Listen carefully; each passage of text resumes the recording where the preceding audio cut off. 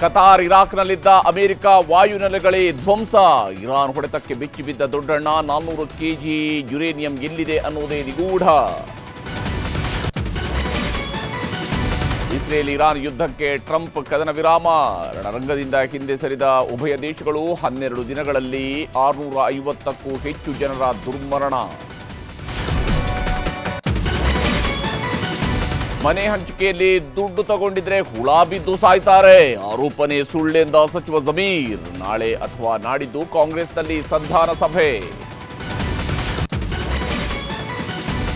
ರಾಷ್ಟ್ರಪತಿ ಬಳಿ ವಿಧೇಯಕಗಳ ಬಗ್ಗೆ ಚರ್ಚೆ. ವಿತ್ತ ಸಚಿವರ ಮುಂದೆ ಬಾಕಿ ಹಣಕ್ಕೂ ಸಿಎಂ ಬೇಡಿಕೆ. ಹೈಕಮಾಂಡ್ಗೂ ಸ್ವಪಕ್ಷದ ಜಗಳದ ವರದಿ ಕೊಟ್ಟ ಸಿದ್ದರಾಮಯ್ಯ. ರಾಜ್ಯದಲ್ಲಿ ಮತ್ತೆ ಶುರುವಾಯಿತು ಮುಂಗಾರು ಮಳೆ ಅಬ್ಬರ. ಮಲೆನಾಡು ತತ್ತರ, ಬೆಳಗಾವಿಯಲ್ಲಿ ಪ್ರವಾಹ. ಇನ್ನು 3 ದಿನ ರಾಜ್ಯದಲ್ಲಿ ಜೋರು ಮಳೆಯ ಎಚ್ಚರಿಕೆ.